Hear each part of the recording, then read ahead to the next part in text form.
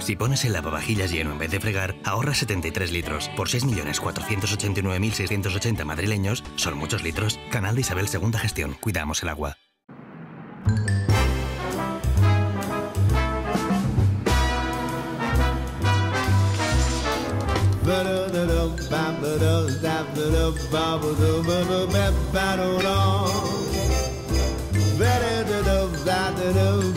Si quieres disfrutar, aprovechar y vivir todo lo que te da Madrid, empieza por el viaje. Empieza por Metro.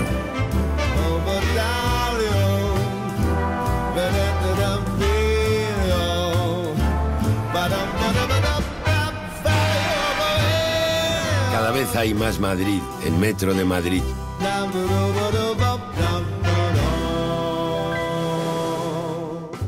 De pronto 1000 calles. De pronto te veo. Un tapeo. Un paseo. De pronto eres mío. Hace frío. De pronto historia. Duende. Alma. De pronto, de aquí, nace la nueva marca de alimentos de Madrid. En la Comunidad de Madrid cultivamos talento, trabajo, ingenio y memoria. Alimentos de Madrid, cultivando las buenas costumbres. Nueva marca de garantía M, producto certificado. Comunidad de Madrid, la suma de todos.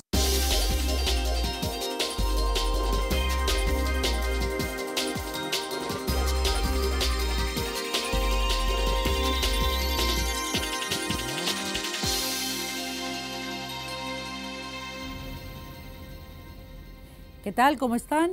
Comenzamos un nuevo punto de encuentro que hoy vamos a dedicar a las novedades de la reforma fiscal y la repercusión que estas van a tener en las micropymes, los autónomos y emprendedores, que no olvidemos son el 95% del tejido empresarial español. En el programa de hoy hablaremos de algunos de los puntos más destacados de esta reforma, comenzando por el IRPF, que repercute en todos los estamentos y campos de la sociedad. Empresas, sean grandes o pequeñas, autónomos o asalariados por cuenta ajena, que también les afecta el IRPF. Continuaremos con otros puntos de la reforma fiscal puesta en marcha por el Gobierno y que va a tener incidencia sobre todo, como les decía, en los pequeños empresarios, que por cierto todos ellos son autónomos, porque la ley te obliga a serlo. Además, comentaremos las modificaciones en el impuesto de sociedades, empezando por el concepto de actividad económica. También sabremos qué son las operaciones vinculadas, cómo repercute, la compensación de bases imponibles negativas, la modificación de los mecanismos para evitar la doble imposición, qué gastos van a ser deducibles, porque aquí está también el quid de la cuestión, los nuevos tipos de gravamen y también los de las retenciones, o cómo queda la retribución de los administradores, que han hecho un cambio tan radical que no sabemos cómo vamos a salir de esta. Y por último, si nos diera tiempo, hablaremos de las novedades más relevantes en el IVA. Bueno, pues para hablar de todo esto me acompañan el presidente de la Confederación Española y también madrileña de Autónomos, Emprendedores y Micropymes, ya le digo a nivel nacional, y también de la Comunidad de Madrid, Juan José de los Mozos. Señor de los Mozos, ¿qué tal? ¿Cómo está? Muy buena. Tirando como todos los españoles, ¿verdad? Como todos los pequeños empresarios. Sí, porque yo no noto los brotes verdes. No hay brotes, bueno, ahora veremos si brotes sí, hombre, que hay un poquito más de estímulo, más de alegría. Sí, estímulo sí, pero eso se necesita ver en la pequeña empresa. Bueno, ahora lo detallaremos, pero antes, si me permite, voy a saludar al subdirector de este programa que nos acompaña en el programa de hoy, Asier Rivera. Asier, ¿qué tal? ¿Cómo estamos? Muy buenas, pues dispuestos a hablar de un conjunto de ciudadanos que representan pues una parte considerable del tejido empresarial y laboral en España, así que es un tema interesante e importante, sin duda. Sí, porque al final nos repercute a todos. Sí, además cuando es una base tan extendida en el tejido, en el conjunto de la fuerza laboral española y económica. Pues señor de los Mozos, a mí me da igual por donde quiera que empecemos dentro de todos estos puntos que hemos puesto sobre la mesa, si quiere que empecemos por el IRPF, que nos afecta, como yo decía, a todos. Bueno, tal vez primero marcar la realidad. La realidad es que no existe reforma como tal. Existe una serie o una batería de medidas. En España se necesita de una vez por todas que exista una reforma fiscal. Una reforma fiscal además planteada para la microempresa, que como muy bien habéis dicho, es prácticamente el 100% de la economía. Porque si unes la microempresa con la pequeña empresa, es prácticamente el Sí, porque 98,80 y tantos. Grandes creo empresas hay recordar. pocas.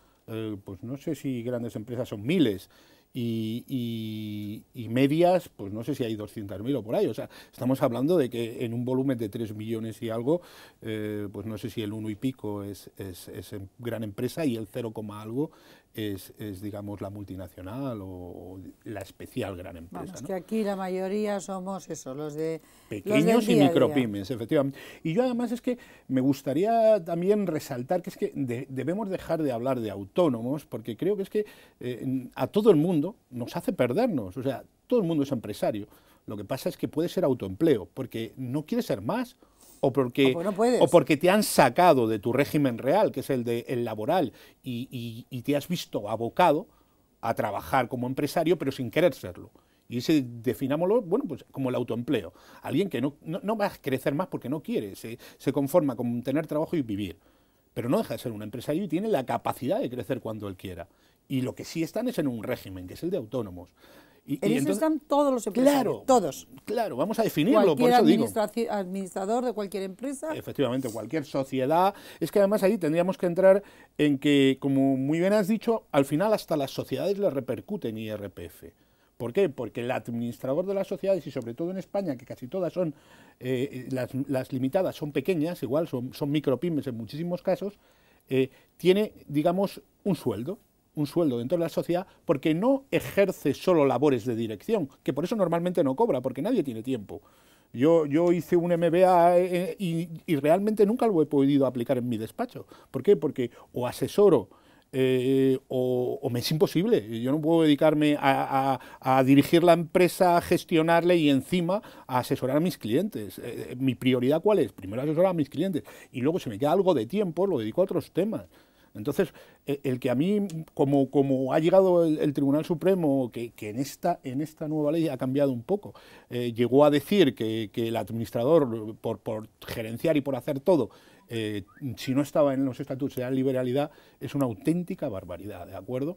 Es una auténtica barbaridad. Entonces, aquí se ha corregido en parte, pero vuelven a una indefensión generalizada, como sucede siempre, porque, por ejemplo, a los que somos administradores de sociedades profesionales, pues nos obligan a estar fuera como actividad empresarial, ¿no? Resulta que aunque en el régimen laboral entendemos que seríamos trabajadores de esa sociedad, pues no, tenemos que facturar a esa sociedad. Estamos hablando de sociedades unipersonales. O sea, no tiene por qué ser unipersonal, no tiene por qué. Puedes tener varios trabajadores, pero por el hecho de ser profesional ya tienes que hacer esto. O sea, tienes que facturar a tu empresa, con lo cual... O sea, ¿tú no puedes cobrar como administrador de tu empresa? ¿Tienes que facturar? No, digamos que gracias a esta nueva ley lo que ha hecho ha sido permitir que esa teoría del vínculo que se inventó el Tribunal Supremo, porque claro, no tiene otra coherencia. No, teoría del vínculo es que el Tribunal Supremo se acogió a algo de tema laboral donde dice que como tú tienes más del 25% de la empresa, pues eres una especie de empresario. Y como eres empresario, lo que tú cobres o está en estatutos, simplificando, para que todo el mundo, claro. no es tan sencillo. Para que lo veamos entender. Para que todo el mundo pueda entenderlo, pues que eres sinónimo de empresario, aunque la sociedad mercantil tenga entidad jurídica propia, y que por lo tanto, si no figura en estatutos, es liberalidad y no era gasto para la empresa. Y esto lo hacen con años para atrás, vamos.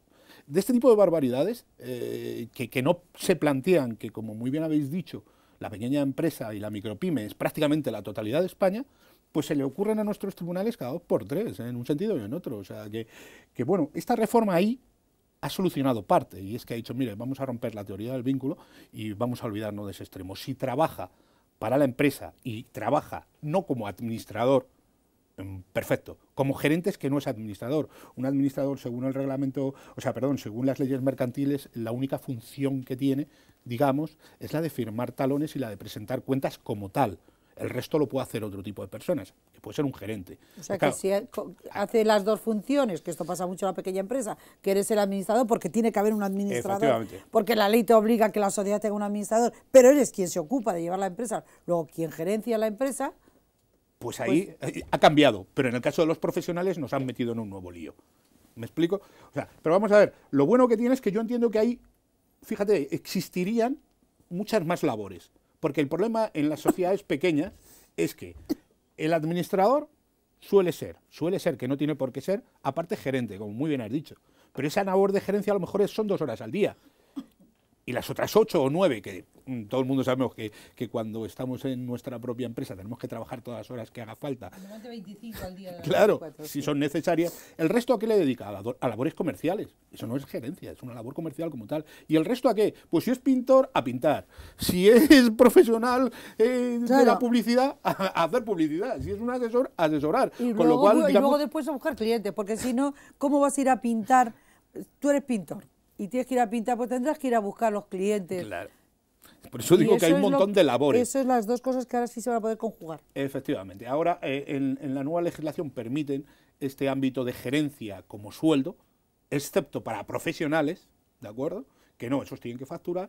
Permiten la labor comercial, que si tú la pruebas, según el 105 y siguiente de la Ley General Tributaria, también sería, digamos, sueldo, iría a tablas de IRPF como otro cualquiera, y una tercera función que podría ser pues la propia de tu gestión, pues en el caso de oficina pues que haces papeles, en el caso de asesor pues que asesoras, en el caso de pintor que pintas, perdón, etcétera. Pues sí que lo están complicando, ¿no?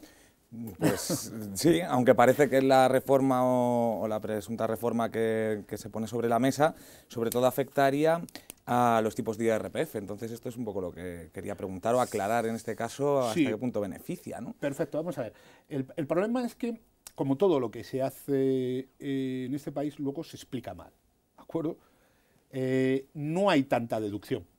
¿Por qué? Porque si yo lo que hago es bajar los tipos, pero reducir la escala en tipos, y hago que todos coincidan con el límite máximo anterior, ¿qué sucede? Que esos tramos intermedios hay muy pocos beneficiados.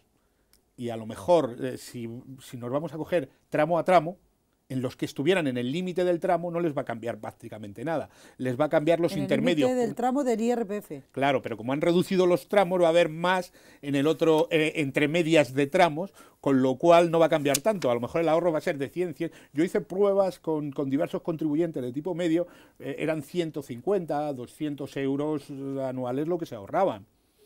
¿Qué sucede? Pues no deja de ser un ahorro. Sí, pero es que a cambio me han quitado prácticamente todos los gastos deducibles.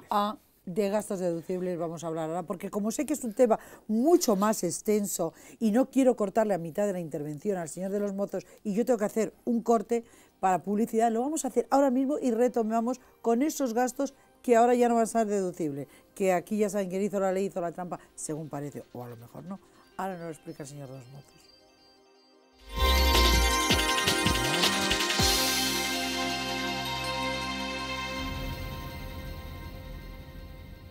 Cada vez que pones el lavavajillas lleno en lugar de fregar, ahorras 73 litros de agua. Por 6.489.680 madrileños, son muchos litros.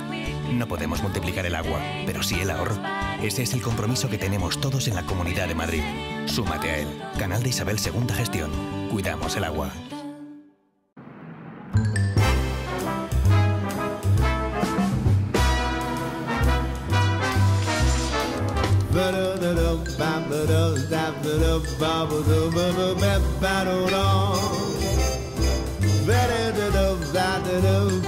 Si quieres disfrutar, aprovechar y vivir todo lo que te da Madrid, empieza por el viaje. Empieza por Metro.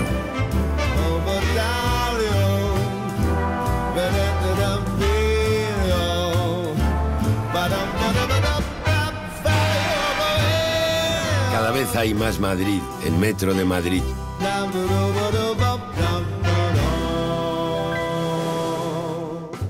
De pronto 1000 calles. De pronto te veo. Un tapeo. Un paseo. De pronto eres mío. Hace frío. De pronto historia.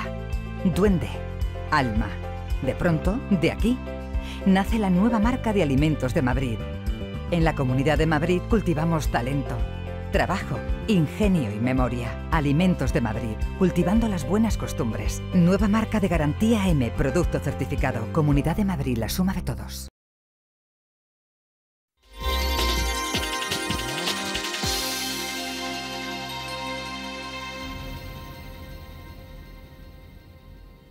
Retomamos nuestra tertulia. Saben ustedes que estamos dedicando el programa de hoy a la reforma fiscal recientemente aprobada por el Gobierno, bueno, que ya está en marcha.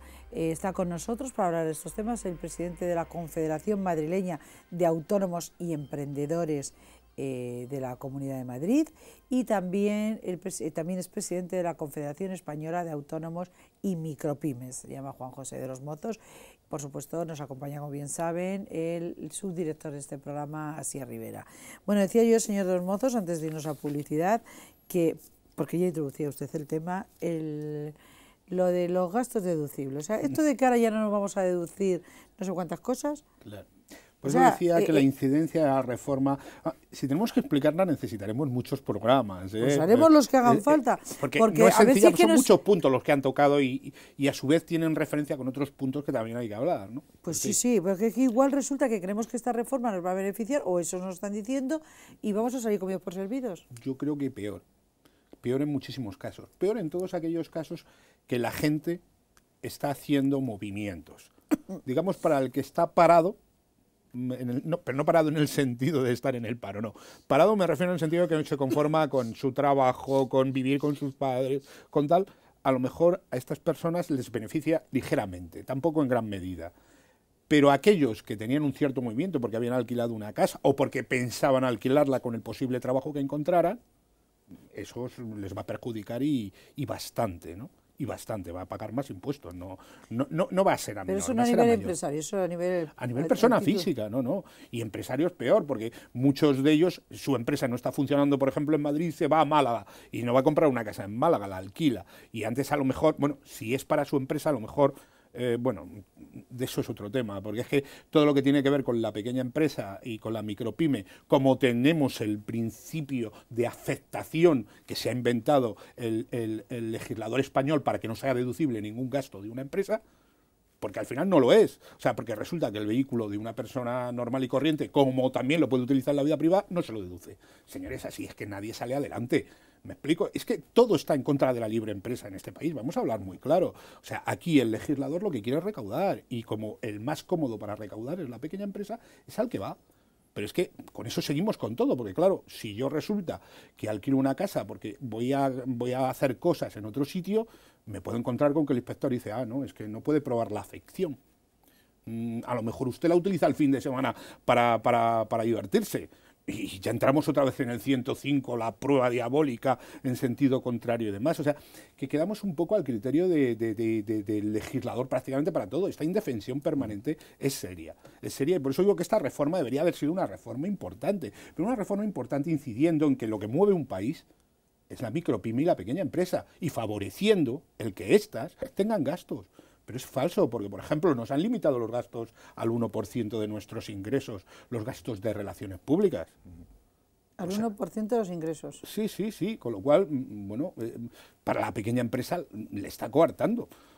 Porque todo el mundo sabemos que muchos invitan para poder hacer algo al empresario a comer. Y claro, cuando has comido 4 veces dices, pues ya no puedo comer más porque ya no es deducible. O sea, en vez de potenciar para que tú puedas conseguir más ingresos, sin duda las relaciones públicas son imprescindibles, porque es que casi nadie viene a llamarte a la puerta a decirte, oye, que quiero lo que quiera que sea. Entonces resulta que es al revés. Sí, y vuelvo a decir, el legislador solo piensa en la gran empresa, cuando toda la economía es micropyme.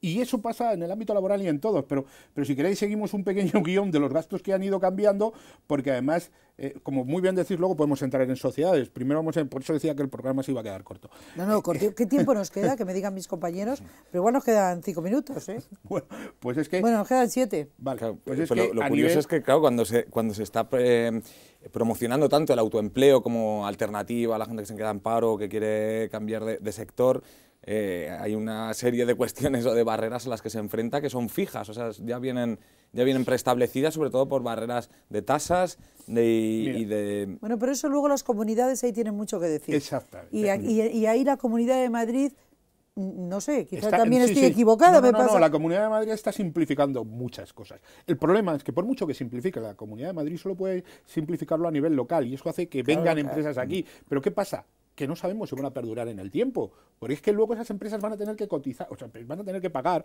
a nivel nacional y tienen que cumplir con requisitos nacionales. Por mucho que lo simplifique Madrid, puede llegar a no simplificarlo tanto como para. Como quisiera, claro. Google en Madrid no podrían hacer.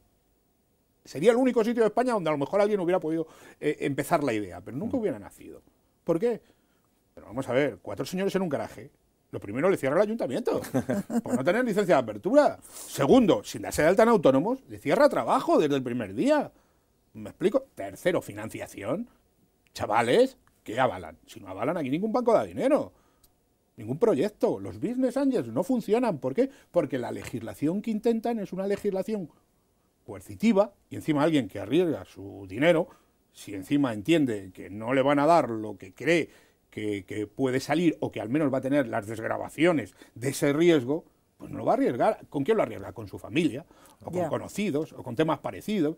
¿Me explico? ¿Por qué no funciona nada en España? Porque al final se legisla de forma tan limitativa para que no me engañen, que al final los engañados son los que van a poner su dinero y lo pueden perder. Con Implica un freno demasiado difícil de superar a veces cuando se es pequeño o se está empezando. Ley de prevención de riesgos, ley de protección de datos, es que es imposible. A mí me ha sorprendido de ninguna forma. El asunto de las deducciones. O sea, eso, ¿cómo puede ser que se haya ido hacia atrás en un aspecto tan sensible? Pues sí, porque fíjate que en el caso de vivienda ya solo los 2 coeficientes, el de corrección monetaria y el de abatimiento, eran muy importantes, eran muy importantes. Todo ello aparte de que cuando tú ibas a gestión en todas las administraciones, directamente te quitaban otra serie de gastos deducibles contemplados por la ley y tenías que ir al tribunal, y bueno, como con el Tribunal Económico Administrativo también a veces no sabes por dónde va a salir, pues tenías problemas. Gastos deducibles, digo, porque la ley decía que todas las reformas, mejoras que tú podías presentar facturas y tal, son deducibles. Bueno, pues las administraciones por general no las admitían. Claro, con lo cual el incremento era superior. Pero lo que quiero decir es que el coeficiente de corrección monetaria lo que intenta es decir, tú compraste una casa en el año 85 que costó X. Esa misma casa hoy, simplemente con el IPC generado de hoy hasta tal, es tanto. Entonces, lo que antes eran 15, ahora son 17. ¿Vale? Eso es el coeficiente. Claro, ese es el coeficiente de corrección monetaria. Lo que hacía era decir, el dinero que tú te gastaste en aquella fecha hoy es este. Claro, ese coeficiente me lo estás quitando, con lo cual, por decirlo de alguna forma, me estás grabando impuestos sobre algo que ya he pagado impuestos anuales. Y pues se lo han quitado, el coeficiente de corrección monetaria. O sea, cuando tú comprabas con 15 y decías, hoy vale 17, parto de 17. Ahora no, tienes que partir de 15. Pero el otro era el coeficiente de abatimiento, que ese le han limitado hasta 400.000 euros. Menos mal que ahora no hay muchas casas que en España superen esa cifra. Pero la han limitado ahí. Las casas que superen esa cifra... El coeficiente de abatimiento era un coeficiente por una deducción de la antigua ley. Bueno, pues lo han limitado en 400.000 euros. Esto no está fácil, no lo estoy entendiendo yo. Claro, es que es difícil de explicar, no sé yo porque si tendríamos que entrar a decir desde las casas compradas antes del año 96. Pues tendremos, Juanjo, si le parece, vamos a hacer un programa monográfico. El próximo programa será dedicado a esto, al tema de la vivienda, algo que le importa muchísimo a todos los ciudadanos, sean empresarios, no lo sean, en definitiva... A los es importante porque hay más modificaciones, como la exención para 65, para mayores de 65 años, pero también para segunda vivienda. O sea, que se puede... Yo entiendo que todo lo que tenga que ver con eso puede ser dedicar un monográfico a este tema, porque esto yo creo que sí que les va a interesar a todos ustedes. Es clave, ha sido el valor refugio en España durante todas las últimas décadas. No es el valor refugio, es que tú... y bueno, es una necesidad vital. Claro, tú te has comprado una casa, crece tu familia, quieres cambiar de casa, y las deducciones que antes tenía, pues ahora parece que no van a estar tan claras. O eso estoy entendiendo yo. Sí. Entonces, si le parece, yo le invitaré a un nuevo programa para hablar de esto, de este tema monográfico. Pero hoy yo quería que habláramos también pues de algunos temas que apuntábamos. Nos queda muy poco tiempo, como 3 minutos o una cosa así. Entonces, hablamos de que han quitado muchos gastos deducibles. Yo ahora hablo de empresarios, vuelvo a retomar. Sí, ¿qué gastos van a ser ahora deducibles? Para que lo sepan nuestros espectadores que estén en esta situación. Otro tema que han limitado, por ejemplo, la famosa deducción de 1.500, que era la que aplicaban muchos empresarios, porque cuando... a ver cómo explicar, sencillo. Un empresario que tiene una sociedad limitada puede cobrar por su trabajo, como hemos intentado explicar antes, que también tienes que estar dentro del tema para poder... Lo hemos entendido. Para poder entenderlo, y luego por los rendimientos de la empresa que quieres retirar como beneficios. ¿De acuerdo? O sea, un empresario, si está en una SL, tendría, por ejemplo, después de su sueldo, tendría a lo mejor un rendimiento de 20.000 euros. Esos 20.000 euros, si ya ha hecho las reservas obligatorias, podría repartirlos o dejarlos dentro de la empresa para hacer compras futuras o ampliar la empresa o demás. Bueno, pues si repartiera parte de esos rendimientos serían dividendos y volvería a pagar en renta. Cuando ya pagaba en sociedades el 30 o el 25, volvería a tener que pagar en renta. Eso ha sido siempre así, pero lo pagaba la sociedad, pero luego... Pero antes existía una deducción de 1.500 euros. Ahora han quitado. La han quitado. O sea que al final la jugada es que están bajando a algún punto el IRPF, pero por otros lados... Te quitan gastos deducibles, claro, con lo cual... Se inventan ahora un tema para que tú tengas 5 años el ahorro parado, pero se te están dando el 0,22. En 5 años, ¿qué voy a ganar? ¿Un 1%? Ni me interesa. Que no lo voy a hacer. Entonces, ¿qué gastos sí van a ser deducibles? Muy brevemente. Y con esto vamos a terminar. Depende, porque ahí tendríamos que hablar de sociedades o de personas físicas. Si hablamos de personas físicas, han quitado otro gasto importantísimo, lo han limitado, que era el 5% para las actividades en sistema simplificado, con lo cual, estimación directa en simplificado, que tenían un rendimiento del 5% para otros gastos deducibles, que ahora la han limitado. ¿Qué más han tocado? Módulos, todo el mundo habla de una rebaja, pero la rebaja no existe porque lo que han hecho es una menor retención. Bueno, una menor retención es que te dejan tener más dinero, pero al final hay que regularizar en IRPF. Entonces, si la rebaja de la escala, menos todos estos gastos que han quitado, no me da positivo, voy a tener que ingresar. Y antes me lo tenían que devolver. O sea, por eso digo que a mí que me hablan de retenciones, lo que hacen es dejarme algo más de dinero, pero yo lo que voy es al resultado, que es mi declaración de IRPF o mi declaración de sociedades en cada caso, ¿no? ¿Qué más temas han tocado? Bueno, pues por ejemplo lo que decíamos de las reducciones de alquiler de vivienda, que eso afecta tanto a empresarios como a personas físicas, como a los jóvenes que antes invertían. A los menores de 30 años se lo han quitado y a los que alquilan ya no ha desaparecido. O sea, de verdad que es una reforma mucho más complicada de lo que yo pensaba. Claro, y no se ha ido, como digo, a la auténtica solución. Vamos a reformarlo todo, pero con un planteamiento. Uno es, el dinero lo tiene el cliente, el contribuyente o yo. Si el dinero lo tiene el contribuyente, se lo voy a dejar a él, voy a buscar unos impuestos relativamente bajos para primero, atraer inversión extranjera, pero para que se quede, no para que haga cosas, etcétera. O sea, pero hay que hacer una reforma totalmente más seria, empezando también por una legislación, una ley general tributaria que sea más justa. Hay que tocarlo todo. Sí, que si sea realmente queremos hacer algo. Menos efectista y más de calado, en el fondo. Y yo haría una ultimísima pregunta que se termine en un minuto. ¿Cuál sería las mejores comunidades de España para ser autónomo o montar una pyme, un micro? Ahora para mismo, ser emprendedor. Madrid para mí es de las mejores, por no decir la mejor, y es hacia donde está llegando la inversión. ¿Por qué? Porque es donde más facilidades pone, donde los impuestos están más bajos, y etcétera, ¿no? Pero bueno, es eso simplemente. Pues con esto nos quedamos. Madrid, la mejor comunidad para invertir. Por eso hay más demanda y son muchas las empresas que están cambiando su domicilio fiscal y social y se están viniendo a esta comunidad. Es que de verdad que estamos fuera de tiempo. Juan José Los Mozos, muchísimas gracias por estar aquí y miraremos agendas para ver qué día nos sentamos para hablar del tema de vivienda, tema muy importante. Gracias. Así es, gracias y hasta el próximo programa. De ustedes me despido, hasta nuestro próximo punto de encuentro. Les recuerdo nuestra web www.puntodencuentrodigital.es, nuestro correo comentarios@puntodencuentrodigital.es. Y ya saben que también nos pueden seguir todos los días a través de streaming en Libertad Digital TV. Gracias por acompañarnos un día más. Ya saben, aquí les espero. Un saludo.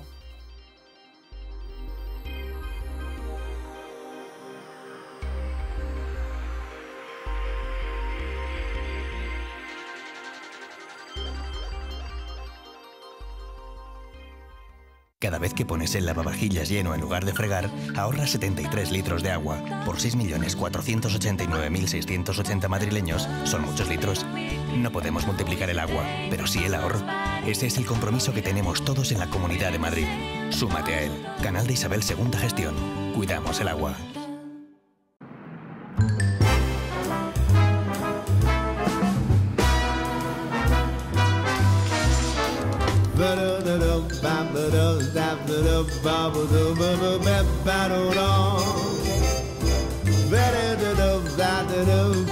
Si quieres disfrutar, aprovechar y vivir todo lo que te da Madrid, empieza por el viaje. Empieza por Metro.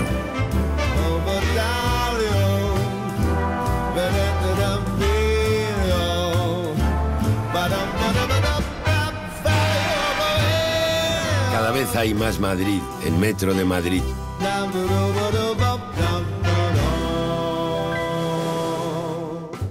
De pronto 1000 calles. De pronto te veo. Un tapeo. Un paseo. De pronto eres mío. Hace frío. De pronto historia. Duende. Alma. De pronto, de aquí, nace la nueva marca de alimentos de Madrid. En la Comunidad de Madrid cultivamos talento, trabajo, ingenio y memoria. Alimentos de Madrid, cultivando las buenas costumbres. Nueva marca de garantía M, producto certificado. Comunidad de Madrid, la suma de todos.